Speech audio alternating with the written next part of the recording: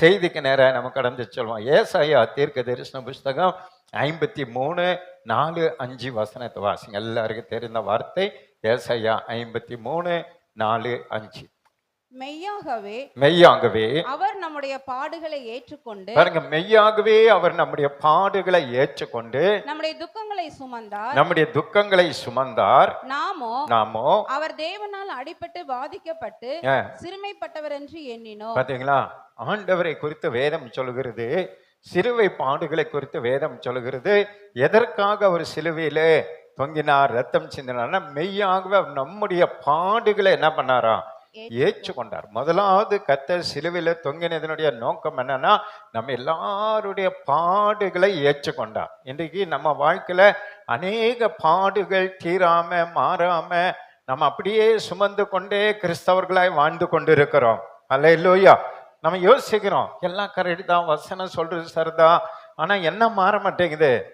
பாடு மாற மாட்டேங்குது, பாடு நம்மளை விட்டு போக மாட்டேங்குது என்று நம்ம சோர்ந்து போகிறதை நம்ம பார்க்கிறோம். ஆனா இன்றைக்கு அதை குறித்த காரியங்களை நம்ம கண்டுபிடித்து விடுவோம். ஆனா முதல்ல தெரிந்து கொள்ளுங்க, நம்முடைய எல்லா பாடுகளும் இயேசு கிறிஸ்துவோடு கூட சிலுவையில அறையப்பட்டிருக்கிறது. எதன்மே நம்புறீன்றவங்க ஒரு அல்லேலூயா சொல்லுங்க.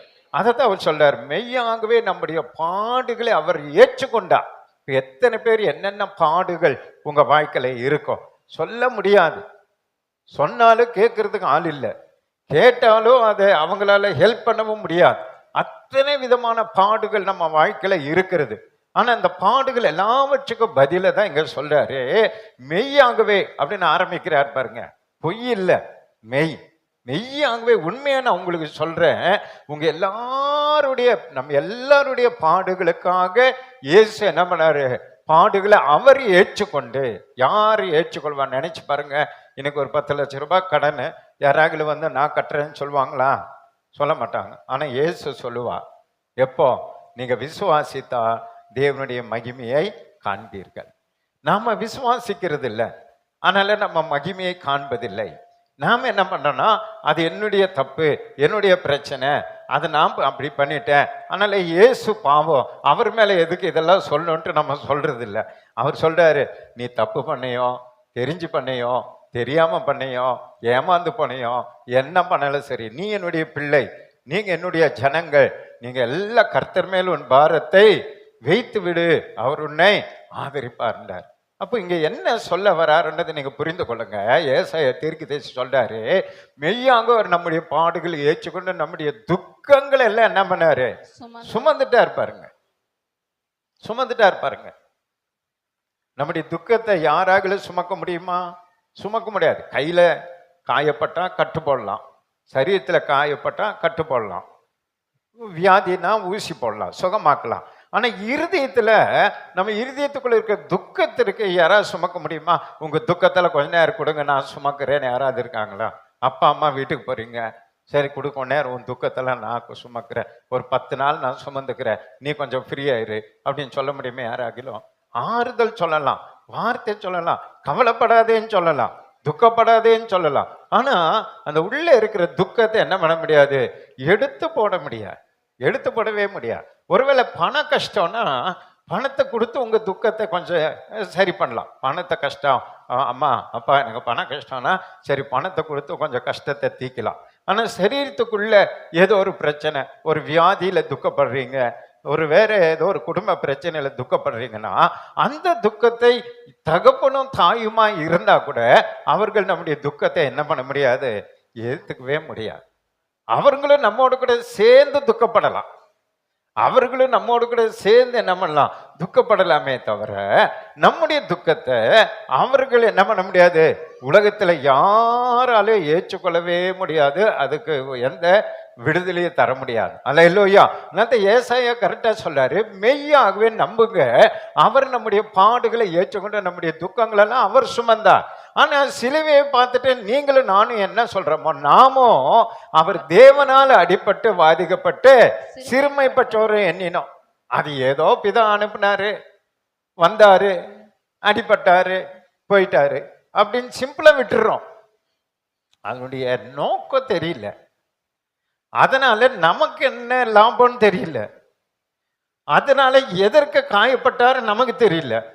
ஏதோ வந்தாரு, அடிபட்டாரு, மரித்தாரு, போயிட்டாரு அப்படின்னு சொல்லி நீங்களும் நானும் நினைத்து கொண்டிருக்கிறோம். உலகமும் அப்படி நினைத்து கொண்டிருக்கிறனாலதான் இன்னும் நம்முடைய வாழ்க்கையில ஒரு இலைப்பாறுதல் இல்லாம நம்ம வாழ்ந்து கொண்டிருக்கிறோம் சொல்லி நம்ம என்ன பண்ண அறிந்து கொள்ளணும். அடுத்த வசனம் சொல்றாரு பாருங்க, நம்முடைய மீறுதல்களின் நிமித்தம் அவர் காயப்பட்டு. ஏன் காயப்பட்டாரா? நம்முடைய இப்ப புரிந்து கொள்ளுங்க. இயேசு காயப்பட்டதற்கான முழு பொறுப்பு யாரு? நாம தான்.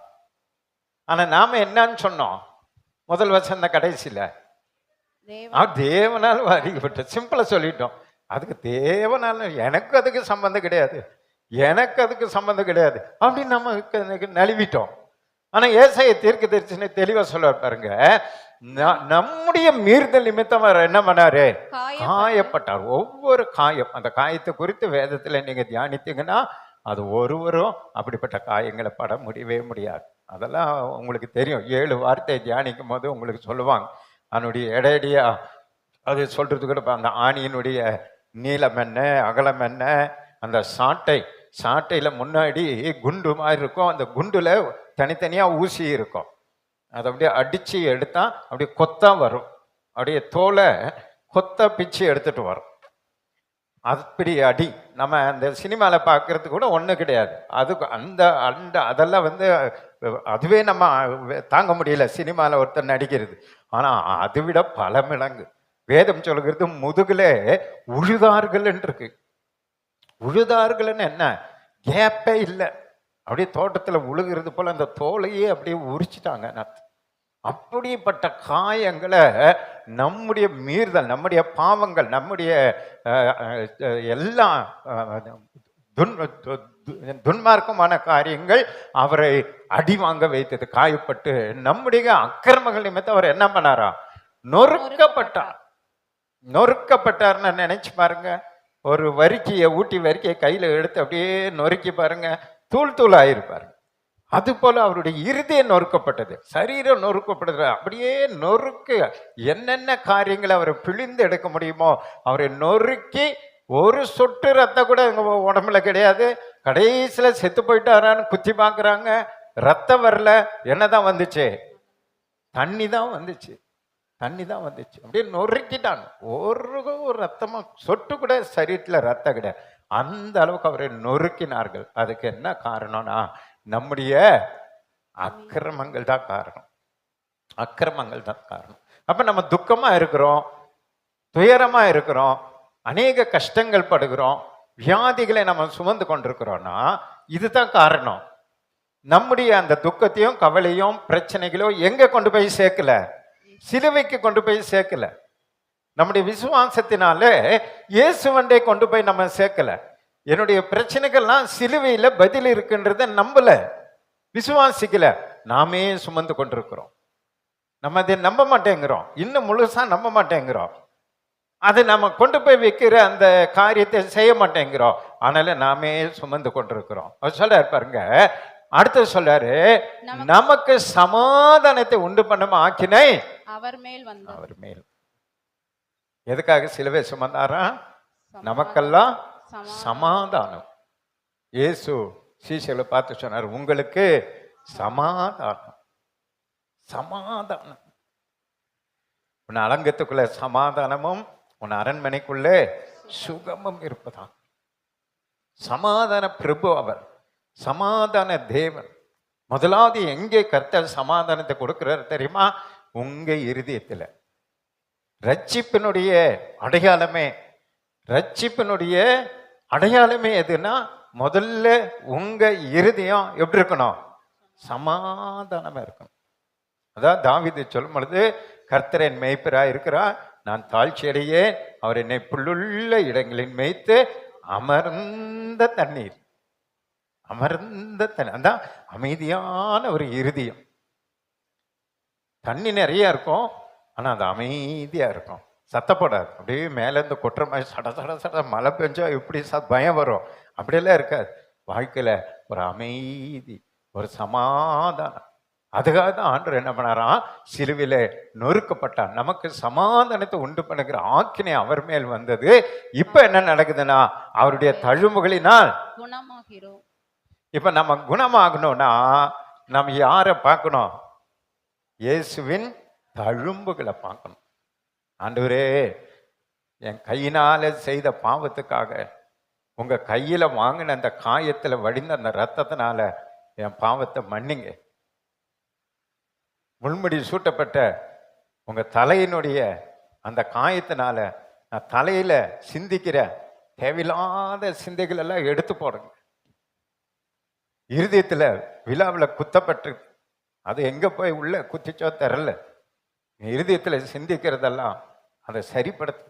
அதெல்லாம் நமக்கு மருந்தாக ஆண்டவர் காயப்பட்டிருக்கிறார். இப்ப நம்முடைய வாழ்க்கையில இருக்கிற பிரச்சனைக்கும் இயேசுவினுடைய சரீரத்தில் இருக்கிற காயங்களுக்கும் நீங்க கனெக்ட் பண்ணணும். அதுதான் மருந்து.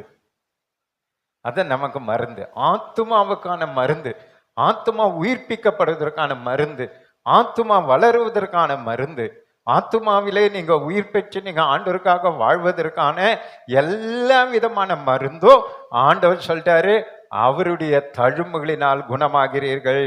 கரங்களை தட்டி ஆண்டவர் சந்தோஷப்படுத்துங்க பார்க்க. அவருடைய தழும்புகள் தான் நம்ம இன்றைக்கு எல்லாவற்றிலும் உங்களை குணமாக்கும். வியாதி மட்டும் குணமாக்காது, வியாதியும் குணமாக்கும். உங்க கடன் பிரச்சனை இருக்கலாம், குடும்ப பிரச்சனை இருக்கலாம், தனிப்பட்ட முறையில் என்னென்னமோ உங்க குழப்பங்கள் இருக்கலாம், எல்லாவற்றையும் குணமாக்குகிற பவர் ஆண்டவராகிய இயேசுவினுடைய சரீரத்தில் இருந்த காயங்களிலே இருக்கிறது. கரங்களை தட்டி ஆண்டவர் சந்தோஷப்படுத்த பார்க்கலாம். ஆனால் இயேசு மரித்து உயிரோடு வரும் பொழுது அவர் அந்த காயங்களோடு தான் உயிரோடு வந்தார். அதை நம்முடைய உயிர்த்தெழுதலுக்கும் இயேசுவினுடைய உயிர்த்தெழுதலுக்கும் வித்தியாசம். நாம உயிர்த்தெழும் பொழுது இந்த சரீரத்தில் வரமாட்டோம், மறுரூபமாக்கிடுவார், வேற சரீரம். அதில் எந்த பலவீனமாக நம்மளை விதைப்பாங்க, நம்ம பலமான ஒரு சரீரத்தோடு வருவோம். ஆனால் இயேசு அப்படி இல்லை, எப்படி காயப்பட்டவராய் விதைத்தாங்களோ அப்படியே வந்தார். அதனால தான் சீசர்கள் சந்தேகப்படும் போது என்னை தொட்டு பாருங்க, காயங்களை பாருங்க, அப்படியே வந்தார். ஏன் இன்றைக்கும் அந்த காயத்தை பார்த்து நீங்களும் நானும் ஜெபிக்கும் பொழுது நம்முடைய வாழ்க்கையில ஆண்டவர் சொல்றாரு, மெய்யாகவே நம்முடைய பாடுகளை ஏற்றுக்கொண்டு நம்முடைய துக்கங்கள் எல்லாம் சுமந்துட்டார். இந்த காலை வேளையில துக்கத்தோடு நீங்க சர்ச்சுக்கு வந்திருக்கீங்கன்னா அதுக்கான பதில், அதுக்கான விடுதலை நீங்க இயேசு இடத்துல சிலுவையை நோக்கி பார்க்கும் பொழுது உங்களுக்கு கிடைக்கும் என்பதில் எந்த விதமான சந்தேகமும் இல்லை. நம்புறேன் ஒரு அல்லேலூயா சொல்லுங்க பார்க்கலாம். யோபு சொல்றார் பாருங்க, யோபு 6:3 படிங்க.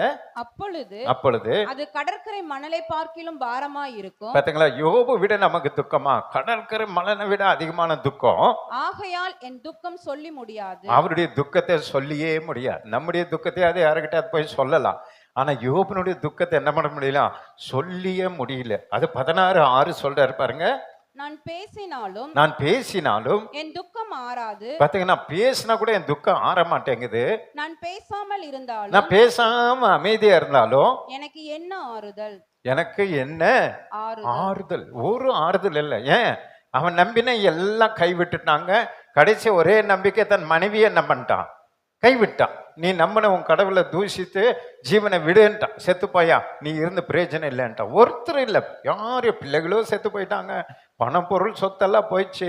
கடைசியா மனைவி கஞ்சி போடுவானா, கஞ்சி ஊற்றுவானா, அவ்வளோ ஊற்றல, போ தெருவில் விட்டுட்டாங்க, தெருவில் தூக்கி போட்டாங்க. அப்படிப்பட்ட நேரமில் அவர் சொல்றான், எனக்கு ஆறுதல் இல்லைங்கிறான்.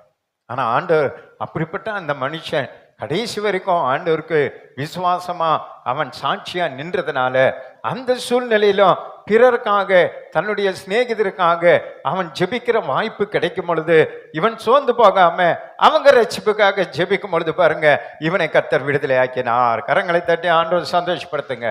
அது போலவே நம்மையும் கர்த்தர் விடுவிக்கும்படிக்காக இப்படிப்பட்ட ஒரு வாய்ப்பை தருவார். இப்படிப்பட்ட துக்கத்தோடு வேதனையோடு பிரச்சனையோடு இருக்கிற நமக்கும் இவங்க இந்த காரியத்தை செய்வாங்களா அப்படின்னு பார்ப்பார். சகோதரர்களுக்கு ஜெபம் பண்ணுவாங்களா, மற்றவங்களுக்கு ஜெபம் பண்ணுவாங்களா, ஆத்ம ஆதாயம் பண்ணுவாங்களா, ஏதாவது இந்த நேரத்துல ஆண்டவருடைய நாம மகிமைக்காக இந்த துக்கத்தை மறந்து, பிரச்சனையை மறந்து, ஆண்டவருடைய இந்த தண்டனை எல்லாம் மறந்து ஒரு நன்மை செய்வாங்களான்னு எதிர்பார்ப்பாரு. அந்த சூழ்நிலை நீங்க சோர்ந்து பார்க்காம யோபு போல கரெக்டா செய்துட்டீங்கன்னு வைங்க, உங்களுடைய அந்த எல்லா காரியத்தை அந்த விடுவித்து விடுவான். அல்லேலூயா. அவன் சிநேகிதருக்காக வேண்டுதல் செய்தான், அவனுடைய சிறையிருப்பையோ கர்த்தர் முற்றிலும் மாற்றினான். இது போல சில சோதனை நமக்கு தருவா, சில வாய்ப்பை தருவா, அதை பயன்படுத்தி கொள்ளுங்க. ஆனால் சில சமயங்களில் செய்ய முடியாததை கர்த்தருக்கு முன்பாக செய்து காண்பிக்கணும். செய்யவே முடியாது, அவங்கள மன்னிக்கவே முடியாது, அவங்கள விடவே முடியாது அப்படின்ற நிலைமையெல்லாம் உங்களுக்கு வரும். ஆனா அப்படிப்பட்ட நிலைமையில அதையும் நம்ம யோபு போல செய்து பார்க்கும்போது பாருங்க, நம்முடைய வாழ்க்கையில, நம்முடைய குடும்பத்துல, நம்முடைய பிள்ளைகள் வாழ்க்கையில எதெல்லாம் பிரச்சனையா இருக்குதோ அதையெல்லாம் மாற்றி தர நம்முடைய தேவன் வல்லமுள்ளவராய் இருக்கிறார். கரங்களை தட்டி ஆண்டவர் சந்தோஷப்படுத்துங்க. அதனால யோவான் 16:20 சொல்றாரு பாருங்க, மெய்யாகவே மெய்யாகவே நான் உங்களுக்கு சொல்லுகிறேன், உண்மையா நான் உங்களுக்கு சொல்றேன், நீங்கள் அழுது புலம்புவீர்கள். நீங்க அழுது புலம்புறீங்க, உலகமோ சந்தோஷப்படும். ஆமென். உங்கள் துக்கம், நீங்கள் துக்கப்படுவீர்கள், ஆனாலும் உங்கள் துக்கம் சந்தோஷமாக. ஆமென். கரங்களை தட்டி ஆண்டவர் சந்தோஷப்படுத்துங்க பார்க்கலாம். நீங்க துக்கமாவே இருப்பது தேவ சித்தம் இல்ல, நீங்க அழுது கொண்டே இருப்பது தேவனுடைய சித்தம் அல்ல. யோபு அழுது கொண்டிருந்தான், ஆனா ஒரு குறிப்பிட்ட நாள் தான். தாவீதும் அழுது கொண்டிருந்தான், குறிப்பிட்ட நாள் வரைக்கும் தான். சிம்சோன் அழுது கொண்டிருந்தான், குறிப்பிட்ட நாள் வரைக்கும் தான்.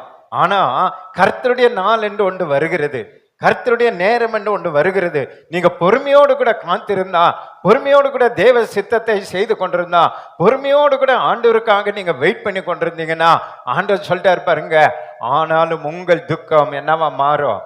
சந்தோஷமாய் மாறும், சந்தோஷமாய் மாறும். ஒரு நொடி பொழுதுல கர்த்தர் யோபனுடைய வாழ்க்கையை மாற்றி இரட்டத்தனையாய் ஆசீர்வதித்த தேவன் இன்றைக்கு செய்தி கேட்கிற உங்களுடைய வாழ்க்கையில எத்தனையோ துக்கங்கள் உங்க வாழ்க்கையில இருக்கிறத கர்த்தர் அறிந்து இருக்கிறார். அல்லேலூயா சொல்லுங்களேன். எத்தனையோ துக்கங்கள் உங்க வாழ்க்கையில இருக்கு, எத்தனையோ பாடுகள் பிரச்சனைகள் உங்க வாழ்க்கையில இருக்கு. ஆனா அது எல்லாவற்றையும் மாற்ற என் தேவன் வல்லமுள்ளவராயிருக்கிறார். விசுவாசிக்கிறவங்க மட்டும் ஒரு அல்லேலூயா சொல்லுங்க. ஆக்சுவலா நான் எடுத்த செய்தி வேற, ஆனா ஆண்டவர் கொடுத்த செய்தி வேற. நான் எடுத்த செய்தி அடுத்த வாரம் கொண்டு வரேன். இன்றைக்கு இந்த செய்தியை மாற்றி ஆண்டவர் கொடுத்து உங்களுக்காக அனுப்பி இருக்கிறார். ஏன்னா உங்களில் அநேகருடைய துக்கத்தை கர்த்தர் இன்றைக்கு மாற்ற விரும்புகிறார். நம்புறேன்றவங்க மட்டும் ஒரு அல்லேலூயா சொல்லுங்க. இன்றைக்கு நீங்க துக்கமா இருக்கலாம், அழுது கொண்டு இருக்கலாம், பிரச்சனையோடு கூட இருக்கலாம். இந்த வார்த்தையை நீங்க நம்புங்க, உங்கள் துக்கம் சீக்கிரத்துல அதிவிரைவில என்னவா மாறும்? சந்தோஷமா மாறும், சந்தோஷமா மாறும். துக்கத்தை மாற்றுகிறவர், எல்லாவற்றையும் மாற்றுகிறவர். ஒரு தாய் இன்றைக்கு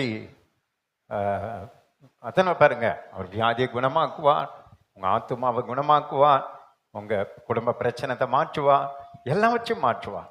இன்றைக்கு நம்ம ஜேசன் சர்ச்சில் அந்த சர்ச்சுக்கு பொறுப்பா இருக்கிற அந்த தேவநேசன் அவங்களுடைய மனைவியினுடைய ரட்சிப்பை நீங்க கேட்டீங்கன்னா ஆச்சரியப்படுவீங்க. அவங்க இயேசுவை அறியாத காலத்துல திருப்பூர்ல அவங்க மதுரையில இருந்து வாழ வந்தவங்க பார்த்தா அவங்க சரீரத்துல ஒரு வியாதி, புண்ணு, தென்மோ ஒரு வியாதி பேர் சொல்லுவாங்களே, எல்லா புண்ணு வந்து சொரியாசிஸ், அந்த வந்து பாலமா வெடிச்சு அப்படியே ரத்தம் ஒழுகுதான். குடும்பம்லாம் வெறுத்துட்டாங்க, நாற்றம் அடிக்குதான். எல்லா டாக்டரும் கைவிட்டாங்க, ட்ரெஸ்ஸு போட முடியல, எரியுது, வலிக்குது, எங்க தொட்டாலும் ரத்தம் வேலை செய்ய முடியல, எல்லாம் வெறுக்கிறாங்க. அப்படிப்பட்ட ஒரு நிலைமையில இன்னைக்கு நம்ம செத்துறணும், இனி நம்ம இந்த உலகத்துல வாழக்கூடாது அப்படின்னு சொல்லி கடையில போய் ஒரு மருந்து பாட்டில், எல்லாம் வேலைக்கு போனோன்னே மருந்து பாட்டில் வாங்கிட்டு திரும்பி வர்றாங்க. திரும்பி வரும்போது அங்க ஒரு சர்ச் இருக்கு. அவங்களுக்கு சர்ச்சு இயேசு இதெல்லாம் தெரியாது, ஆனா வர்ற வழியில ஒரு சர்ச் இருக்கு. சரி நம்ம உள்ள போய் ஜெபம் பண்ணிட்டு போய் சாகலாம் அப்படின்னு சொல்லி சர்ச்சுக்குள்ள போய் ஜெபம் பண்ணியிருக்காங்க. இயேசுவே, உங்களை நான் நம்பி வந்திருக்கிறேன், எனக்கு யாரும் உதவி இல்லை, கடைசி நான் சாக போறேன், அதை சொல்ல வந்திருக்கிறேன், மருந்தோடு வந்திருக்கிறேன், நான் சாக போறேன், நான் விட்டு செல்லுகிறேன், புருஷன் பிள்ளைங்க எல்லாரையும் நீங்க பார்த்துக்கங்க, நான் சாகுறேன்னு சொல்லி அவங்களுக்கு தெரிஞ்ச ஜபம், ஜபம்லாம் ஒன்றும் தெரியாது, தெரிஞ்சதை சொல்லிட்டு அப்படியே வீட்டுக்கு போயிருக்காங்க பாருங்க. வீட்டுக்கு போய் சேருறதுக்குள்ள அப்படியே புது சரீர போல மாறிடுச்சு. கரங்களை தட்டி ஆண்டவர் சந்தோஷம். அதுக்கு பிறகுதான் அவங்க சபையை தேடி போயிருக்காங்க. போய் ரட்சிக்கப்பட்டு இன்றைக்கு ஆண்டுக்கு சாட்சியா இருந்து இன்னைக்கு அந்த ஜேசன் சர்ச்சுக்கு அவங்க பொறுப்பா இருந்து அந்த சபை வளர்ச்சிக்காக அவங்க என்னென்னமோ உதவிகளை செய்து அந்த சபையை தாங்கி கொண்டிருக்கிறாங்க. குடும்பமாய் ரட்சிக்கப்பட்டிருக்காங்க. பாருங்க, அவங்களுக்கு யாரும் தெரியல, ஆனா இயேசுவை தேடி ஆலயத்துக்குள்ள வந்தாங்க, ஒரு சின்ன சொம்மனாங்க, எவ்வளோ பெரிய துக்கத்தை அப்படியே சந்தோஷமாய் மாற்றி விட்டான். அதனால தான் ஆண்டவர் சொல்றாரு, என்ன சொல்றாருன்னா, வருத்தப்பட்டு பாரம் சுமக்கிறவர்கள் நீங்கள் எல்லாம் எங்க வாங்க, என்கிட்ட வாங்க. அதுக்கு பின்னாடி நம்ம பார்ப்போம். அதுக்கு முன்னாடி 1 பேதுரு 2ஆம் அதிகாரம் 24வது வசனத்தை வாசிங்கள. ஆண்டவர் துக்கத்தை மாத்துறாரு, 2வது எதை மாத்துறாரு பாருங்க. 1 பேதுரு 2:24. நாம் பாவங்களுக்கு செத்து நீதிக்கு பிழைத்திருக்கும்படிக்கு அவர்தாமே தமது சரீரத்திலே நம்முடைய பாவங்களை சிலுவையின் மேல் சுமந்தார். பாத்தீங்களா, நம்முடைய பாவங்களை அவர் சிலுவையின் மேல் சுமந்தார், அவருடைய தழும்புகளால் குணமானீர்கள். பாத்தீங்களா, 2வது நம்முடைய பாவங்களுக்காக ஆண்டவர் சிலுவை சுமந்திருக்கிறார். முதல்ல ஆண்டவர் நமக்கு துக்கங்கள் எல்லாம் சுமந்துட்டாரு, 2வது நம்முடைய பாவத்தை எல்லாம் சுமந்துட்டார். நீங்க அதை விசுவாசிக்கணும். இன்றைக்கு ஒரு சில பாவங்கள் உங்களை மேற்கொள்ளலாம், ஒரு சில பாவங்கள் உங்களை விட்டு போகாம உங்களை தொந்தரவு பண்ணிட்டே இருக்கலாம். அதை பத்தி நீங்க என்ன பண்ணக்கூடாதுன்னா, குற்ற உணர்வு உள்ளவர்களாகவே வாழ்ந்து கொண்டிருக்கூடாது, பயந்து கொண்டே வாழ்ந்து கொண்டிருக்கூடாது. நீங்க இந்த பாவத்துல நீங்க விழுவீங்கன்றது யாருக்கு தெரியும்? ஆண்டருக்கு தெரியும். ஆதாம் ஏவாள் அந்த பழத்தை சாப்பிடுவாங்கன்னு யாருக்கு தெரியும்? ஆண்டருக்கு தெரியும், ஏற்கனவே தெரியும். இவங்க இந்த பெண்ணை வச்சாலும் இவங்க என்ன பண்ணுவாங்க, எல்லாம் ஆல்ரெடி ஆண்டர் எல்லாம் ஆல்டர்னேட்டிவா எல்லாவற்றுக்கும் ஆண்டர் வைத்திருக்கிறார். எல்லாரும் பலவீனம் உள்ளவர்களும் ஆண்டருக்கு தெரியும். யாக்கோபு அழகா சொல்றாரு, நாம் எல்லாரும் தவறுகிறவர்கள், சில காரியங்களை தவறுகிறவர்கள் தான். ஆனா அந்த தவறுதலை உண்டு பண்ணி பிசாசு என்ன பண்ணுவானா, திரும்ப திரும்ப திரும்ப திரும்ப அதை சொல்லி சொல்லி சொல்லி சொல்லி உங்களை ஆண்டவரை நெருங்க விட மாட்டான். நீ பாவி, நீ பாவி, பாவி பாவின்னு உன்னை இழுத்து கொண்டே போய் கொண்டிருப்பான். ஆனா நீங்க புரிந்து கொள்ளணும், நான் பாவிதான், ஆனாலும் இயேசு என் பாவத்துக்காக ரத்த சிந்தி இருக்கிறா, இயேசு என் பாவத்துக்காய் காயப்பட்டிருக்கிறா, என் பாவத்துக்கான தண்டனை சிலுவையில இயேசு ஏற்றுக்கொண்டிருக்கிறா, இயேசு ஏற்றுக்கொண்டிருக்கிறான்னு நீங்க அறிக்கையிடணும். நீங்க விசுவாசிக்கும் பொழுது பாருங்க, உங்களை கட்டி வைத்திருக்கிற, உங்களை பின்தொடர்கிற, உங்களை பலவீனப்படுத்துகிற அந்த பிசாசினுடைய அந்த பலவீனம், அந்த பாவம் உங்களை விட்டு விலகி போகும். நீங்க பயந்துட்டு ஆண்டர்கிட்ட வரலன்னு வைங்க, அது அதிகமாகி கொண்டே போகும். இப்போ வியாதி வந்துருச்சு, யார்கிட்ட போனோம்? டாக்டர் கிட்ட போனோம். நீங்க வியாதி வந்துருச்சுன்ட்டு பயந்துட்டு டாக்டர் கிட்ட போலன்னா வியாதி என்ன ஆகும்? அதிகமாகி கொண்டே இருக்கும். வியாதி வருவது இயல்பு, அதை குணமாக்குவது மருந்து. பாவம் செய்வது இயல்பு. ஒருவரும் பாவம் செய்யாத உலகத்தில் இல்லையேன்னு வேதம் சொல்லுகிறது. இயேசுவே ஒருத்தர் நல்ல போதகரேன்ட்டான், இயேசு அவனை கடிந்து கொண்டா, நீ என்ன நல்ல போதகரேன்னு சொல்லாதே, பிதாவை தவிர ஒருவரும் பூமியில யாரும் இல்லை. நல்ல மனுஷனா பிறந்த எல்லாரும் கெட்டவங்க தான். ஆனா அதுக்கு ஒரு வழி கர்த்தர் வைத்திருக்கிறான். அந்த கெட்டவனை நல்லவனாய் மாற்றணும், அந்த பாவியை பரிசுத்தவனாய் மாற்றணும்.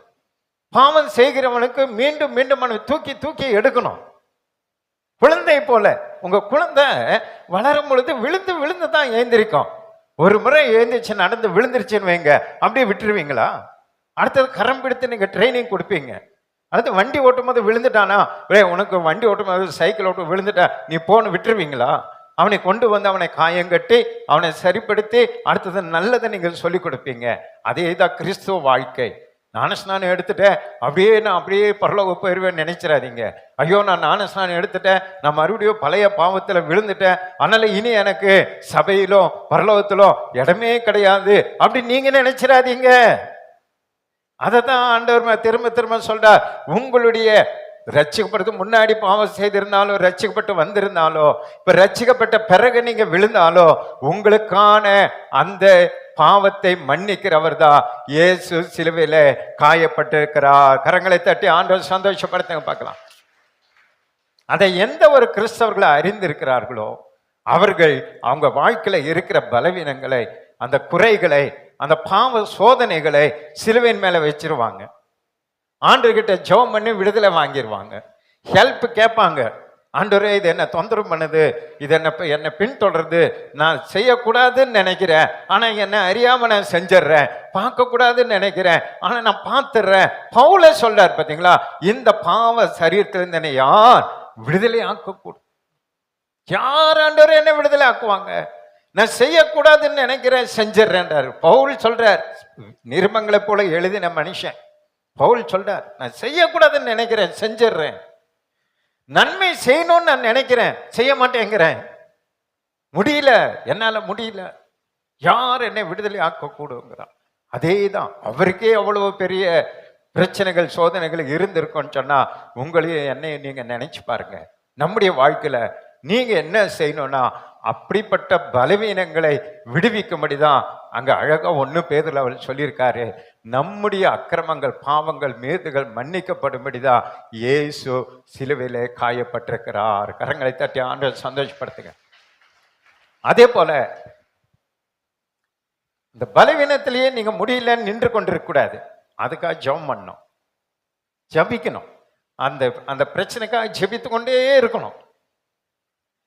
அந்த பிரச்சனை உங்களை விட்டு விலகி போகிற வரைக்கும் ஆண்டவர்கிட்ட சொல்லி சொல்லி சொல்லி நீங்க ஜெபம் பண்ணணும்.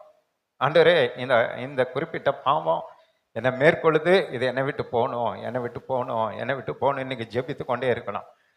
சில சமயம் அந்த பாவம் உங்க கூடவே இருக்கும், ஆண்டவர் உங்க கூடவே இருக்கிற மாதிரியே இருக்கும். ஆண்டவர் உங்களை விட்டு போக மாட்டாரு, எல்லாம் நடந்து கொண்டே இருக்கும். ஆனால் நீங்க என்ன நினைச்சிடக்கூடாது, இது ஆண்டவர் ஏற்றுக்கொண்டாரு, இது அவர் ஒன்றும் பிரச்சனை இல்லை போல் இருக்கு, கோச்சிக்கலை போல் இருக்கு அப்படின்னு சொல்லி நீங்க அதுலேயே நிலைச்சிருந்தீங்கன்னா ஒரு நாள் அதுல சிக்கிக்குவோம். அதில் ஆண்டவர் நம்மளை வெக்கப்படுத்திடுவார். அதில் ஆண்டவர் உங்களை என்ன பண்ணுவார்னா உங்களை திருத்தி மறுபடியும் கொண்டு வர்றதுக்காக அதை வெளியரங்கமாக்கிடுவார். கர்த்தருக்கு முன்பாக மறைவானது ஒன்றும் இல்லை. சிம்சோன் அப்படிதான் இருந்தாரு. ஒரு தடவை அவன் ஏமாந்தான் பாருங்க, அவன் பாவம் செய்து கொண்டே இருந்தான், ஆனாலும் ஆவியானவர் அவன் கூடவே இருந்தார். ஆனா அவன் அந்த ரகசியத்தை வெளிப்படுத்தி அவன் வல்லமையை இழந்ததுனால அவன் சிக்கிட்டான். ஒரு நாள் வெளியரங்கமாகி அவன் கண்ணெல்லாம் பிடுங்கப்பட்டு அவன் கஷ்டப்பட்டு மீண்டும் முடி வளர்ந்த பிறகுதான் ஆண்டவர் மீண்டும் அவனை எடுத்து பயன்படுத்தினான். அல்லேலூயா. அது போல நீங்க அந்த ஒரு சில காரியங்கள் உங்களை மேற்கொண்டு உங்களை பின்தொடர்ந்து கொண்டே இருக்குது. அது உங்களுக்கே தெரியும், உங்களையே உணர்த்தும். அந்த உணர்த்தும் போது நீங்க என்ன பண்ணணும்னா அதுக்காக பயப்படக்கூடாது, அதுக்காக ஆண்டவர் கோபித்து கொள்றாரு நீங்க நினைக்க கூடாது. ஆண்டவர் உங்களை இப்ப என்கிட்ட வான்னு கூப்பிடுறாருன்னு நீங்க நினைக்கணும். புரியுதுன்னு ஒரு அல்லையிலேயே சொல்லுங்க.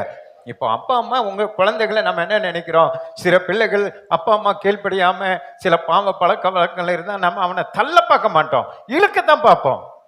நம்ம பக்கம் இழுக்கத்தான் பார்ப்போம். நம்ம வீட்டில் இழுத்து அவனை சரிப்படுத்தத்தான் நம்ம பார்ப்போம். அதே போலத்தான் தேவனும் உங்களை தள்ள பார்க்க மாட்டா, உங்களை இழுக்கத்தான் பார்ப்பார். இதுல இருந்து விடுவிக்கணும், இதுல இருந்து உங்களை உணர்த்தணும், இதுல இருந்து பரிசுத்தப்படுத்தணும்னு சொல்லி நம்ம இழுத்து பிடிக்கத்தான் கர்த்தர் விரும்புவா. அதுக்குதான் இப்படிப்பட்ட செய்திகளை அனுப்புவா. கிருபையின் செய்திகளை எதுக்கு அனுப்புறாரு தெரியுமா? அதுல நிலைத்து இருக்காதே, அங்க நீ இருக்காதே, அது உன்னை அழிக்கும், அது உன்னை நரகத்தை கொண்டு போயிடும். வந்துரு வந்துரு மகனே, வந்துரு மகளே, வந்துருன்னு சொல்லி நம்ம இந்த வார்த்தையை அனுப்பி கர்த்தர் நம்ம அழைக்கிறார். அப்ப நம்ம அதை வந்துட்டோன்னு வைங்கள, யாருக்குமே தெரியாம அந்த பாவத்தை உங்களுக்கு மன்னித்து உங்களை பரிசுத்தப்படுத்தி உங்களை பவர்ஃபுல்லா மாத்துவார். ஒரு ஆளிலேயே சொல்லுங்க. ஆனா நம்ம அதிலேயே நிலைத்திருந்தா வெளிப்படுத்தி அப்புறம் கூட்டு வருவார். அது ரொம்ப பிரச்சனை, கேவலப்பட்டு வரணும். ஃபாரின்ல ஒரு பெரிய ஊழியக்காரர், பிரசித்தி பெற்ற ஊழியக்காரர், அவரிடத்துல ஒரு பலவீனம். என்ன பலவீனம்னா சுருட்டு குடிப்பார். யாருக்கும் தெரியாம வீட்டில் போய் சுருட்டு குடிப்பார். ஆனா வல்லமை, அவர் நின்று ஜெபம் பண்ணா பவர்ஃபுல் ஜெபம், எல்லாமே நடக்கும், யாரும் ஒன்றும் சொல்ல முடியாது. இப்படியே போயிட்டு இருக்கு. இது யாருக்கு தெரியும்னா அந்த டிரைவருக்கு மட்டும்தான் தெரியும். டிரைவர் தான் அவருக்கு சீக்ரெட். நேர இவங்க கம்பெனியில போய் வாங்கிட்டு வருவாங்க, கடையில எல்லாம் வாங்க மாட்டாங்க, நேரா கம்பெனிக்கு போவாங்க. ஒரு நாள் இவங்க அந்த கம்பெனிக்கு போய் இதை வாங்கும்போது இந்த பாஸ்டுடைய கார் கம்பெனிக்கு முன்னாடி எதிர் சைடில் நிற்கிது. இந்த டிரைவர் இறங்கி கம்பெனிக்குள்ள போய் ஒரு பாக்ஸ் ஃபுல்லாக அதை வாங்கிட்டு வராரு. வாங்கிட்டு வந்து டிக்கில ஏத்துறாரு. அன்னைக்கு பார்த்தா அந்த கம்பெனியுடைய ஓனர் அங்க வந்திருக்கார். ஓனர் அந்த கம்பெனிக்கு சும்மா விசிட் பண்ண வந்திருக்கார். வந்த உடனே இந்த பாஸ்ட் பிரபலமான பாஸ்ட் ஆச்சா, இவருடைய கார் அங்க நிக்குது.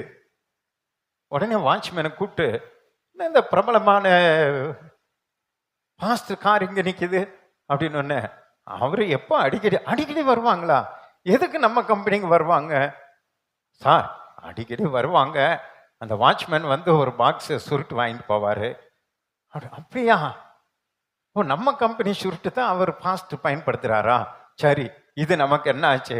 நம்முடைய வியாபாரத்தை பெருக்குவதற்கு இது ஒரு நல்ல வாய்ப்பாச்சுன்னு சொல்லி அந்த காரை ஒரு போட்டோ எடுத்து அழக ஒரு பெரிய வால் போஸ்ட் போட்டு அந்த ஊர் புற ஒட்டி விட்டார்.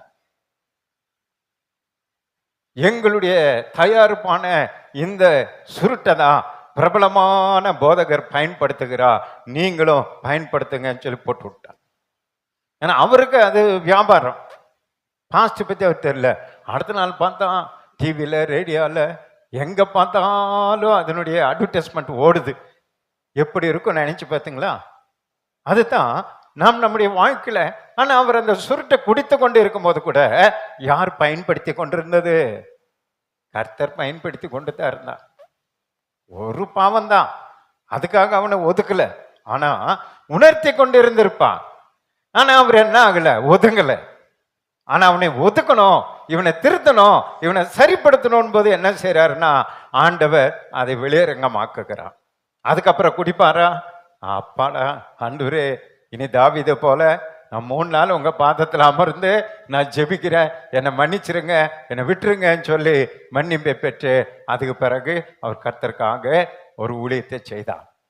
பார்த்தீங்களா? இது போல நம்முடைய வாழ்க்கையிலும் அதான் அங்க சொல்லப்பட்டிருக்கு. ரட்சிக்கப்படாதவர்கள் பாவமா இருந்தாலும் சரி, ரட்சிக்கப்பட்டவர்களுடைய பலவீனமா இருந்தாலும் சரி, ஒட்டுமொத்தமா எல்லாருக்காக கர்த்தர் சிலுவையில காயப்பட்டிருக்கிறார் என்பதை நாம் என்றைக்கு விசுவாசிக்கிறோமோ அன்றைக்கு கர்த்தர் நமக்கு பாவ மன்னிப்பின் நிச்சயத்தை கர்த்தர் நமக்கு தருவார். கரங்களை தட்டி ஆண்டவர் சந்தோஷப்படுத்துங்க. ஆனால் அந்த பலவீனங்களிலே நிலைத்திருப்பதை தான் கர்த்தர் விரும்ப மாட்டான்.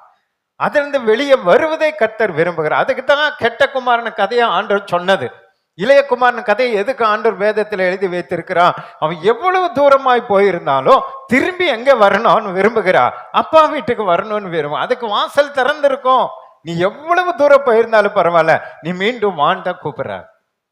மறுபடியும் உன்னை மன்னிக்கிறேன், மறுபடியும் உன்னை ரட்சிக்கிறேன், மறுபடியும் உன்னை நான் சேர்த்து கொள்கிறேன் என்கிறது தான் இந்த வேதத்தினுடைய சத்தியம், ஆண்டவருடைய அன்பு. அதனால தான் இன்னைக்கு நம்ம பாட்டெல்லாம் அன்பை குறித்தே பாடணும். அல்லேலூயா. அதனால நீங்களும் அது போல காரியங்களை பிசாசு ஏதாவது ஒண்ணுல உங்களை கட்டி வைத்துட்டு உங்களை பெரிய பாவி பாவி பாவின்னு சொல்லி உங்களை என்ன பண்ணி கொண்டிருக்கலாம்? ஜெபம் பண்ண விட மாட்டான், பைபிள் படிக்க விட மாட்டான், ஆராதிக்க விட மாட்டான், ஆண்டவருக்காக எழுந்த பிரகாசிக்க விட மாட்டான். அதெல்லாம் நீங்க என்ன பண்ண மூட்டை கட்டி வச்சிடணும். அல்லேலூயா. உங்க பலவீனங்களை ஆண்டவர்கிட்ட சொல்லணும். உண்மைதான், ஆண்டவரே நான் செய்யக்கூடாதுன்னு நினைக்கிறேன், செஞ்சிடுறேன், செய்யணும்னு நினைக்கிறத செய்ய மாட்டேங்கிற, எனக்கு பலன் தாங்க, எனக்கு விடுதலை கொடுங்க, என்ன ரட்சிங்க, உங்க ரத்தத்தினால கழுவுங்கன்னு சொல்லி அந்த குறிப்பிட்ட அந்த பலவீனங்களை சொல்லி சொல்லி சொல்லி சொல்லி நீங்க ஜெபம் பண்ணி பாருங்க. கர்த்தர் அதுல இருந்து அழகா உங்களை விடுதலை ஆக்கிடுவார். அதை உங்களை விட்டு ஆண்டவர் துரத்திடுவார். நீங்க தேடியே காணாது இருப்பீங்க. ஆண்டவர் சொல்லிட்டார், கிழக்குக்கு மேற்குக்கு தூரமா மாத்திருவேன்ட்டார், எல்லாத்தையும் முதுகுக்கு பின்பாக நான் எரிந்து விடுவேன்ட்டாரு. வீட்டுக்கு போய் ஏசாயா 43 வாய்ச்சி பாருங்க. யாக்கோபை என்ன அழகா அதுல உற்சாகப்படுத்துறாரு பாருங்க. ஏன்னா நீ பயப்படுற?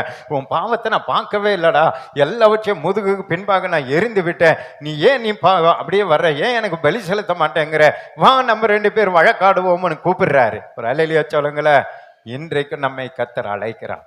எதுலெல்லாம் நீங்க பலவீனமா சிக்கி தவித்து குற்ற உணர்வோடு கூட நீங்க இருக்கிறீங்களோ இன்றைக்கு நீங்க தைரியமா அவருடைய சமூகத்துல வாங்க. அல்லேலூயா.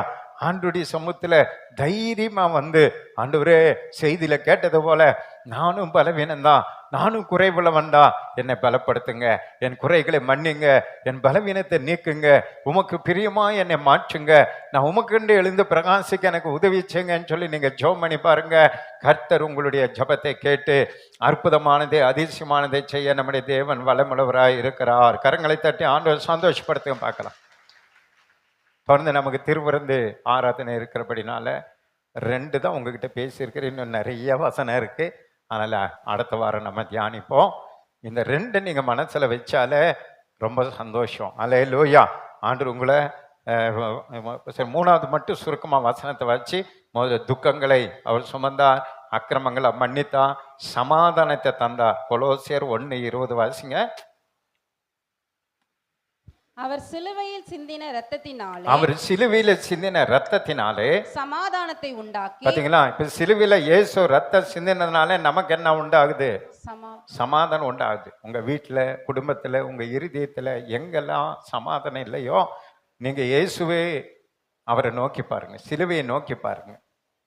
அவருடைய ரத்தம் உங்க மேல தெளிக்கப்படும் போது, உங்க குடும்பத்தின் மேல தெளிக்கப்படும் பொழுது அங்க என்ன உண்டாகும்? சமாதானம் உண்டாகும். சமாதானம் உண்டாகும். அதுக்கு தான் சிலுவை பாடு, அதுக்கு தான் ரத்தம், அதுக்கு தான் காயம், அதுக்கு தான் பாரம், எல்லாம் அவரை ஏற்றுக்கொண்டா. நீங்க ஏன் சமாதானம் இல்லாம இருக்கீங்க? நீங்க ஏன் சந்தோஷம் இல்லாம இருக்கீங்க? நீங்க ஜெபிக்கணும். நிறைய பேர் என்ன தெரியுமா செய்வாங்க? சுய பலத்தினாலே ஒரு சமாதானத்தை உண்டாக்கிடணும். நான் சுயபலத்தில் என் குடும்பத்தில் சமாதானத்தை கொண்டு வந்துடுவேன், நான் என்னுடைய நாலேஜில், என்னுடைய திறமையில நான் கொண்டு வந்துடுவேன் போராடுவாங்க. வராது. நீங்க போராடுறதுனால உங்க குடும்பத்தில் என்ன வராது? சமாதானமே வராது. புருஷ கீழ்ப்படியவே மாட்டேங்கிறாரா? நீங்க யாரை பார்க்கணும்? சிலுவையை பார்க்கணும். ரத்தத்தை தெளிங்க ஆண்டு புருஷன் மேல. மனைவி உங்களுக்கு கீழ்ப்படி இல்லையா? நீங்க அவங்கள அடிக்கிறதுனால உதைக்கிறதுனால நடக்காது. நீங்க யாரை பார்க்கணும்? அடி வாங்கின இயேசுவை பார்க்கணும். இயேசுவை பார்க்கணும். அவர் தான் உங்க குடும்பத்தின் சமாதானத்துக்கு அவர் காயப்பட்டிருக்கிறார். நீங்க ஜெபம் பண்ணி பாருங்களேன். அவர் ரத்தத்தை சிந்தின இயேசு அந்த அவங்கள இருதயத்துல பேசி உணர்வை கொடுத்து, ஒரு தரிசனத்தை கொடுத்து, ஒரு சொப்பனத்தை கொடுத்து, அங்கே அந்த சமாதான குலைச்சலை உண்டு பண்ணுகிற சாத்தானை துரத்தி உங்களுக்குள்ள ஒரு சமாதானத்தை உண்டு பண்ணுவா. நாம அதை செய்யறதில்ல. பஞ்சாயத்து வைக்கிறதும், போலீஸ் ஸ்டேஷன் போறதும், கோர்ட்டுக்கு போறதும், உலக பிரகாரமான காரியங்களை போய் சமாதானத்தை ஒட்ட வைக்க பார்ப்போம். அது ஒட்டவே ஒட்டாது. அது சமாதானம் வரவே வராது. இயேசு கொடுக்கிற சமாதானம் அதுல வராது. அன்மையான தேவனுடைய பிள்ளைகளே, உங்க குடும்பத்துல உங்க பிரச்சனை எதெல்லாம் இருந்தாலும் அங்க ஒரு சமாதானம் உண்டாகணும்னா அது இயேசுவின் ரத்தம் தான். அதுக்காக ஜெபம் பண்ணுங்க. இன்னிலிருந்து ஜெபம் பண்ணுங்க. ஆண்டவரே, இந்த செய்தி கேட்டது போல எங்க குடும்பத்துல, உறவு மத்தியில, சகோதர மத்தியில எங்க உங்களுக்கு சமாதானம் இல்லையோ, தேவனோடு கூட உங்களுக்கு சமாதானம் இல்லையா, நீங்க யாரத்தான் தேடணும்? இயேசுவை தான் தேடணும். வேற எதையும் தேடாதீங்க. எதனாலையும் நீங்க சமாதானப்படுத்த முடியாது. அவர் சிலுவையில் சிந்தின ரத்தத்தினால சமாதானத்தை உண்டாக்கி பூலோகத்தில் உள்ளவைகளையும் பரலோகத்தில் உள்ளவைகளை யாவையும் அவர் மூலமா தமக்கு ஒப்புரவாக்கி கொள்ளும்படி அவருக்கு பிரியமாயிற்று. எதுக்கு நம்ம எல்லாம் சமாதானமாக்குறா? பரலோகத்தில் உள்ள தேவ தூதர்களும் பூமியில் உள்ள தேவ பிள்ளைகளும் எல்லாரும் ஆண்டவரோடு கூட சமாதானமா இருந்து ஒரு பரலோக ராஜ்யத்தை அனுபவிக்கணும். ஆனால் சண்டை, சச்சரவு, பிரிவினை, பிரச்சனை, போராட்டம், இப்படிப்பட்டவங்க எல்லாம் நீங்களே அதை நான் முடிச்சிருவேன், என்னுடைய பலத்துல முடிச்சிருவேன்னு நினைச்சு ஏமாந்து போயிடாதீங்க. அது பிச்சுக்கிட்டு போயிடும். அது பெரிய பிரச்சனையை உண்டாக்கிறோம். அது வேற விதமா போயிடும். ஆனா கர்த்தருடைய சமூகத்துல அமர்ந்திருந்து உபவாசித்து அந்த சமாதானத்துக்காக நீங்க ஜெபம் பண்ணி பாருங்க. முதல்ல தேவ சமூகத்துல அதை கொடுத்த ஜெபம் பண்ணி பாருங்க. ஒரே ஒரு சொட்டு ரத்தம் உங்க குடும்பத்தின் மேல தெளிக்கப்படுமானா எல்லா சமாதானமும் திரும்பி உங்க வீட்டுக்கு வரும். இழந்து போன சமாதானம், சந்தோஷம் எல்லாம் உங்க வீட்டுக்கு வந்து சேரும். கரங்களை தட்டி ஆண்டவர் சந்தோஷப்படுத்த பார்க்கலாம். அதே கொலோசியர் 2:14-15 வாசிங்க. நமக்கு எதிரடையாகவும் கட்டளைகளால் நமக்கு விரோதமாகவும் இருந்த கையெழுத்தை குலைத்து பாருங்க. நமக்கும் தேவனுக்கும் குழப்பத்தை உண்டாக்கிட்டான், சமாதானத்துக்கு எடுத்துட்டான் பிசாசு. தேவனுக்கும் மனிதர்களுக்கு இருந்த சமாதானத்தை ஆதாம் ஏவாள் மூலமா குலைச்சிட்டான். பிரச்சனை உண்டாயிருச்சு. இப்ப ஆண்டவர் என்ன பண்றாரு பாருங்க. நடுவில் இராதபடிக்கு எடுத்து, அதெல்லாம் இல்லாதபடி ஆண்டவர் எடுத்து சிலுவையின் மேல் ஆணி அடித்து, எல்லாத்துக்கும் என்னதான் வருது? சிலுவை. புரியுதா? அப்ப உங்களுக்கு சிலுவையின் உபதேசம் அடுத்த வாரம் நம்ம எடுப்போம். சிலுவைக்கு தான் வருது பாருங்க. எல்லாம் நம்ம இப்ப தேவனுக்கும் நமக்கும் சமாதானத்தை உண்டாக்கும்படி சிலுவையில ஆணி அடித்து துரைத்தனங்களையும், பாத்தீங்களா, பிசாசு துரைத்தனங்களையும் அதிகாரங்களையும் முறிந்து கொண்டு, அதிகாரங்கள் எல்லாம் முறிந்து போட்டு வெளியரங்கமான கோலமாக்கி, அதெல்லாம் வெளியரங்கமாய் கோலமாக்கி அவைகளின் மேல் சிலுவையிலே வெற்றி எங்கதான் வெற்றி சிறந்தாரு. அப்ப நாம எங்கதான் பார்க்கணும்? சிலுவை. சிலுவையை தான் நம்ம பார்க்கணும். புரிந்து கொள்ளுங்க. உங்களுக்கு வெற்றி வேணுமா? உங்க தோல்வி எல்லாம் ஜெயமா மாறணுமா? அப்படியே ஆண்டவர் பார்க்க. அவரை நோக்கி பார்த்த முகங்கள் வெட்கப்பட்டு போனதில்லை. அவரை நோக்கி பார்த்த முகங்கள் பிரகாசமடைந்தன. சிலுவையை நீங்க தியானிக்கணும், சிலுவையை நீங்க பார்க்கணும், சிலுவை பாடுகளை நீங்க விசுவாசிக்கணும். அந்த சிலுவின் மேல உங்க பாரத்தை வைக்கணும். சிலுவையில கர்த்தர் தொங்கின அந்த இயேசுவின் மேல உங்க பாரத்தை வைக்கணும். அப்படிப்பட்ட ஒரு செயல்பட நீங்க ஒவ்வொருத்தரும் அனுதினமும் செய்யணும். அப்பதான் அது உங்களை விட்டு போகும். அந்த சமாதானமின்மை உங்களை விட்டு விலகும். உங்க குடும்பத்தை விட்டு, உங்க இருதயத்தை விட்டு விலகணும்னா சமாதானம் இல்லாதவங்க எல்லாம் கர்த்தரை நோக்கி பார்க்கணும். நீங்க வேற எங்கே போனாலும் இன்னும் குழப்பம் அதிகமாக தான் ஆகும். உங்க வீட்டில் சமாதானம் இல்லைன்னு சொல்லி பக்கத்து வீட்டில் போய் சொல்லி பாருங்க. அவங்க அடுத்த வீட்டுக்கு சொல்லுவாங்க, அடுத்த வீட்டுக்காரன் அடுத்த ஊருக்கு சொல்லுவான், அடுத்த ஊருக்காரன் உலகப்பூரம் சொல்லுவான். சமாதானமே வராது. இருக்கிற சமாதானம் கெட்டு போயிடும். ஆனா சிலுவையில் தொங்கின இயேசுவிட்ட சொல்லி பாருங்க, எங்கேயுமே போகாது. யாருக்கு தெரியாம சீக்கிரட்டா அதை அப்படியே முடிச்சு விட்டுருவார். புரியுதுன்னவங்க மட்டும் கரங்களை தட்டி ஆண்டவர் சந்தோஷப்படுத்து.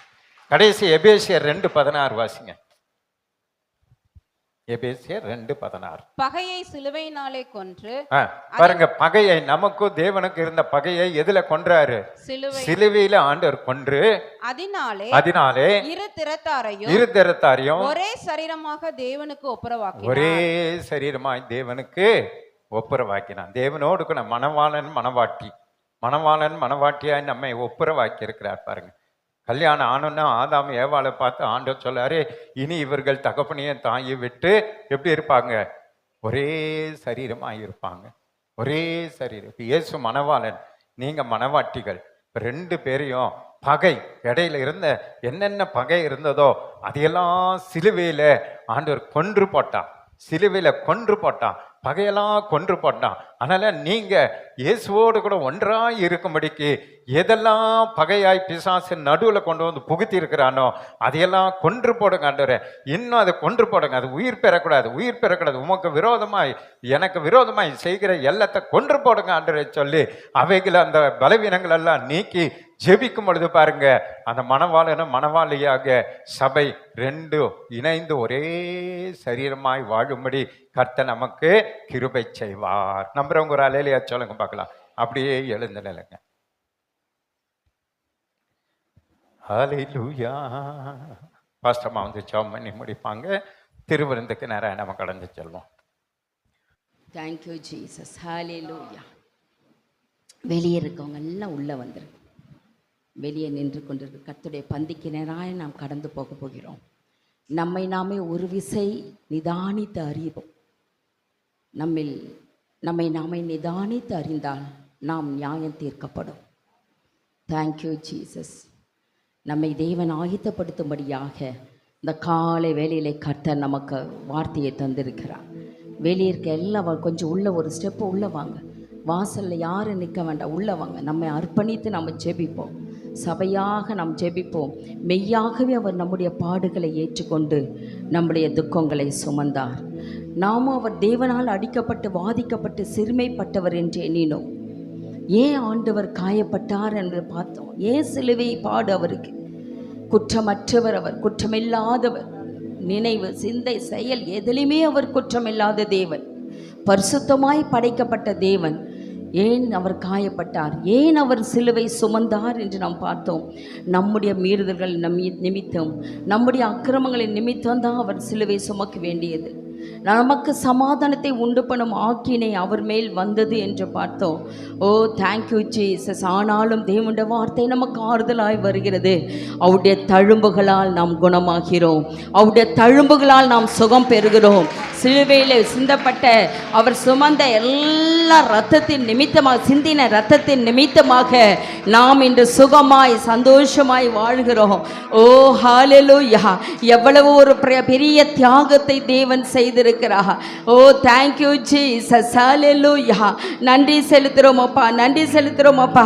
ஓ நம்முடைய துக்கங்களை எல்லாம் சுமந்தார். இரண்டாவது பார்த்தோம், நம்முடைய பாவங்களுக்காக அவர் தானே ஒப்பு கொடுத்தார். நாம தண்டிக்கப்பட வேண்டிய இடத்துல நாம் செய்த பாவங்கள், கீழ்ப்படியாமை நிமித்தமாக அவர் தண்டிக்கப்பட வேண்டியதாக இருந்தது. ஓ ஹல்லேலூயா. ஆண்டவர்கிட்ட சொல்லுங்கப்பா, ஆண்டவரே இந்த மீறுதல்களை நீர் மன்னித்திருக்கீங்கப்பா, அதற்காய் நன்றி. நாம் பட வேண்டிய எல்லா பாடுகளையும் கஷ்டங்களையும் நீங்க எனக்காக அந்த இடத்துல பலியானீரே, உமக்கு கோடி நன்றி செலுத்துறோம் ஐயான்னு சொல்லுங்க. நம்முடைய துக்கம் என்றால் நம்முடைய பலவீனம் தான். நம்ம அந்த பலவீனத்தில் நிலைத்திருக்க கூடாது, நிலைத்திருக்க கூடாது. பாவத்திலே நிலைத்திருக்க கூடாது. அது சின்ன பாவமா இருக்கலாம், பெரியதா இருக்கலாம். பாவம் என்பது பாவம் தான். ஓ ஆண்டவர்கிட்ட சொல்லுங்க, அப்பா என்னை ஒரு விசை பரிசுத்தப்படுத்துங்க. இந்த காலை வேளையில் என்னை பரிசுத்தப்படுத்துங்க. நானே நல்ல மேய்ப்பன், நல்ல மேய்ப்பன் ஆடுகளுக்காக நமக்காக தன் ஜீவனை கொடுக்கிறான் என்று பார்க்கிறோம். இயேசு கிறிஸ்து நல்ல மேய்ப்பராக நமக்காக கடந்து வந்தார். தன்னுடைய ஜீவனையே அவர் தந்தார். ஓ ஹalleluya, ஹalleluya. நாம் வேதனைப்படுபவரோடு அவரும் வேதனைப்படுகிறவர். இன்னைக்கு நீங்க மாத்திரம் உலக பாரத்தில் அவர் மூழ்கி இல்லை, அவர் உங்களோடு கூட சில வேதனைகளை அனுபவித்துக் கொண்டிருக்கிறார். ஓ தேங்க்யூ ஜீசஸ். அன்று நம்ம சிலுவையில் அறையப்பட்ட ரோமர்களை போல அல்ல, இன்றும் நாம் அநேக நேரங்கள் அவரை மீண்டும் மீண்டும் அறைந்திருக்கிறோம். மீண்டும் மீண்டும் அதே சிலுவையில் அறைந்து கொண்டு இருக்கிறோம். ஆண்டவர்கிட்ட சொல்லுங்க, அப்பா அந்த காலை வேளையில எனக்குள்ள ஒரு மனமாற்றத்தை தாங்கப்பா. ஓ எனக்குள்ள ஒரு மனமாற்றம் உண்டாகட்டும். கலாத்தில வாசிக்கிறோம், கிறிஸ்து உடனே கூட சிலுவையில் அறையப்பட்டேன், ஆயினும் பிழைத்திருக்கிறேன். நான் அல்ல, கிறிஸ்துவே எனக்குள் பிழைத்திருக்கிறார். இயேசு கிறிஸ்து எனக்குள் பிழைத்திருக்க வேண்டும் என்றால் நம்மை நாமே அறிக்கை செய்து நம்முடைய பாவங்களை விட்டு நாம் விலக வேண்டும். ஓ தேங்க்யூ ஜீசஸ். தன்னுடைய பாவத்தை மறைக்கிறவன் வாழ்வடைய மாட்டான், அவைகளை அறிக்கை செய்து விட்டு விடுகிறவனோ இரக்கம் பெறுவான். ஓ நம்முடைய பாவங்களை நாம் அறிக்கை செய்யணும், விட்டு விடணும் அதை. ஓ தேங்க்யூ, ஹalleluya, ஹalleluya, ஹalleluya. நம்முடைய பாவங்களை நாம் அறிக்கை என்றால் போதும், பாவங்களை நமக்கு மன்னித்து எல்லா அநியாயத்தையும் நீக்கி நம்மை சுத்திகரிப்பதற்கு அவர் உண்மையும் நீதியும் உள்ள தேவன். அவர் உண்மையும் நீதியும் உள்ள தேவன். நாம் அறிக்கை செய்து, இனி ஆண்டவரே என்னை பலப்படுத்துங்க, அந்த பாவத்தில் நான் விழுந்து போகக்கூடாது, அதை என்னை தீண்டக்கூடாது, நான் அதன் பக்கத்தில் போகக்கூடாது. ஓ ராஜா என்னை ஒரு விசை கழுவுங்க, இந்த காலை வேளையில என்னை சுத்திகரிங்கப்பா. ஓ ஹalleluya. இயேசு கிறிஸ்துவின் ரத்தம் சகல பாவங்களை நீக்கி நம்மை சுத்திகரிக்கிறது. ஓ அவர் இயேசு கிறிஸ்துவின் ரத்தம், ஓ ரத்தாம்பர சிவப்பாய் நம்முடைய பாவம் இருந்தாலும் அதை பஞ்சை போல வெண் பனியை போல மாற்றுகிற தேவன். நம்முடைய பாவத்தை அறிக்கையிட்டா போதும், ஓ அதை எல்லாவற்றையும் அவர் முதுகுக்கு பின்பாக தூக்கி எறிகிற தகப்பன். நம்மில் நாம் பாவம் இல்லை என்போமானால் நம்மை நாமே வஞ்சிக்கிறவர்களாக இருப்போம். நான் ரொம்ப பரிசுத்தமாக இருக்கேன், என்கிட்ட பாவம் இல்லைன்னு நினைக்காதீங்க. உன் தாய் உன்னை பாவத்தில் கர்ப்பம் தரித்தாள். ஓ அந்த பாவம் தொடர்ந்து நம்மை சில சூழ்நிலை சாதகமாக்கி நம்மை அதை விழச் செய்து கொண்டிருக்கிறது. ஓ சூழ்நிலை அல்ல, நான் ஆண்டவரே அந்த சூழ்நிலை எனக்கு உருவாகக்கூடாதுன்னு ஜெபிங்க. அப்படிப்பட்ட சூழ்நிலைகள் எனக்கு உருவாகக்கூடாது. என் நீர் படைத்த என்னுடைய அவயவங்களை பரிசுத்தமாய் மாற்றுங்க. என் எல்லா அவயவங்களையும் ஆண்டவரே, எல்லா உறுப்புகளையும் உடைய கரத்தில் நான் சரண்டர் பண்ணுறேன், எல்லாவற்றையும் அர்ப்பணிக்கிறப்பா. என்னை பரிசுத்தமாய் மாற்றுங்க. என்னுடைய சிந்தை, செயல், ஓ ஹalleluya, என்ற கிரியைகள், என்ற வாயின் வார்த்தைகள், பார்வைகள் எல்லாம் உமக்கு பரிசுத்தமாய் இருக்கட்டும் ராஜான்னு சொல்லுங்க. ஹalleluya. thank you jesus, thank you jesus. கிறிஸ்துவின் உடையவர்கள் தங்கள் மாம்சத்தையும் அதன் ஆசை இச்சைகளையும் சிலுவையில் அறைந்திருக்கிறார்கள். கிறிஸ்துவை தரித்தவர்கள், கிறிஸ்துவினை உடையவர்கள், இயேசு கிறிஸ்து ஞானசான பெற்று அபிஷேகப்பட்ட தேவ ஜனமே, நீதிமான் என்கிற தேவ ஜனமே, ஓ தங்கள் உங்கள் மாம்சத்தை அதன் ஆசை இச்சைகளையும் சிலுவையில் அறையப்பட்டிருக்கணும். அந்த சிலுவை எப்பொழுதுமே முன்பாக வைத்து கொள்ள வேண்டும். எனக்காக கர்த்தர் மரித்தார், என்னுடைய பாவங்களை எல்லாம் சுமந்தா, நான் சுமக்க தேவையில்லை என்பது மாத்திரமல்ல, இப்படிப்பட்ட பாவத்துக்கு நான் மீண்டும் என்னை ஆண்டவர் அர்ப்பணித்து விடாதபடி என்னை பரிசுத்தமாய் காத்து கொள்ளுங்க. ஏனென்றால் நம்முடைய தேவன் பரிசுத்தம் இல்லாமல் அவரை தரிசிக்க முடியாது. இந்த காலை வேளையில என்னை ஒரு விசை கழுவுங்கப்பான்னு சொல்லுங்க. கல்வாரி சிலுவையிலே சிந்தப்பட்ட ரத்தம் அதை அப்படியே முன்பாக நிறுத்துங்க. கல்வாரி சிலுவையிலே இயேசு நமக்காக தொங்கிக் கொண்டிருக்கிற காட்சி முன்னாடி கொண்டு வாங்க. அவருடைய பாடுகள், ஓ நாம சுமக்க வேண்டியதெல்லாம் அவர் சுமந்துட்டாரு. அந்த ரத்தத்தை ஆண்டவரே என் மேல் தெளிங்க ராஜா. ஒரு விசையனை கழுவுங்க, ஒரு விசையனை பரிசுத்தப்படுத்துங்க. மீண்டும் நான் எழும்பணும், மீண்டும் உமக்குள்ளாய் வாழணும். இனி நான் பரிசுத்த ஜாதியாக வாழணும். ஓ ஹalleluya, பரிசுத்த ஜனமாக வாழணும். நான் மாத்திரமல்ல, என் குடும்பத்தை அப்படி ஆதாயப்படுத்தணும், என் கிராமத்தை அந்த வழிக்கு நான் கொண்டு வரணும்ப்பா. ஒரு விசையனை கழுவி சுத்திகரிங்கப்பா, ஒரு விசையனை கழுவி சுத்திகரி. நம்முடைய துக்கங்களை எல்லாம் சுமந்த அன்னாள் தன் இருதயத்தை தேவாலயத்தில் ஊற்றினார். இருதயத்தை அப்படியே ஊற்றினாள் என்று பார்க்கிறோம். அவளுடைய கிளேசம் என்றால் அவள் பயங்கரமான மிகுந்த விசாரத்தினாலும் மன கிளேசத்தினாலும் விண்ணப்பம் பண்ணினாள். ஆண்டவருடைய தயவை பெற்று பிறகு போஜனம் செய்தாள். அப்பளும் அவள் துக்கமுகமாய் இருக்கவில்லை.